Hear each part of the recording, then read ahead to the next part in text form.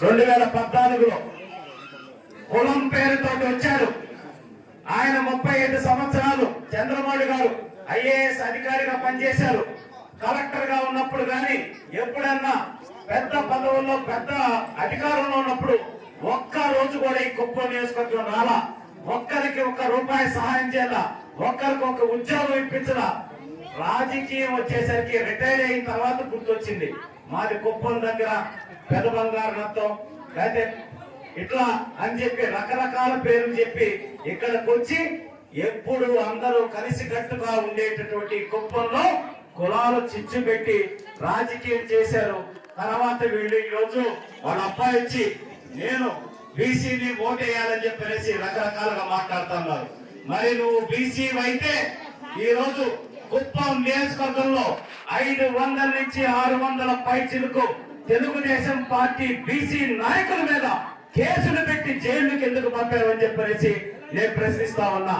అలాగే 5 సంవత్సరాల్లో మేము అభివృద్ధి చేసామని చెప్తున్నారు.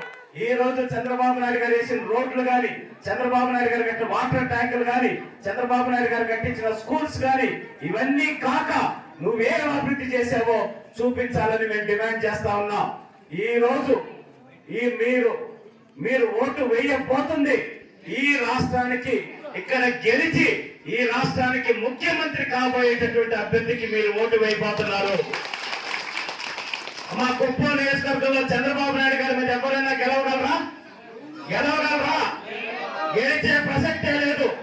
అంత మెజారిటీ మీదే జగన్మోహన్ రెడ్డి వచ్చి సాక్షాత్ ఇక్కడ పోటీ చేసినా చంద్రబాబు నాయుడు గారి మీద గెలిచే సమస్య లేదు. అవునా కాదా? మరి అట్లాంటప్పుడు ఈ రోజు గెలిచి రాష్ట్రానికి ముఖ్యమంత్రి అయ్యే అభ్యర్థికి ఓటేయాలా, ఓడిపోయే అభ్యర్థికి మనం ఓటు వేసి వృధా చేసుకోవాలనే అంశాన్ని కూడా మీరు వైఎస్ఆర్సీపీ నాయకుల్ని అలాగే వైఎస్ఆర్సీపీకి ఓటు వేసే వాళ్ళందరూ కూడా ప్రశ్నించాలని చెప్పేసి మీ అందరికీ తెలియజేసుకుంటూ, గెలిచి రాష్ట్రానికి ముఖ్యమంత్రి అయ్యే చంద్రబాబు నాయుడు గారికి ఓటు వేసి నా ఓటు ముఖ్యమంత్రి కేసాన్ని సగర్వంగా చెప్పుకోవాలని చెప్పేసి మీ అందరికీ తెలియజేస్తా ఉన్నా. మీ ఓటు విలువ పెంచుకోవాలి, మీ ఓటుకి గౌరవం తెచ్చుకోవాలని కూడా మీ అందరూ కూడా విజ్ఞప్తి చేస్తున్నాను. ఇదే అంశాన్ని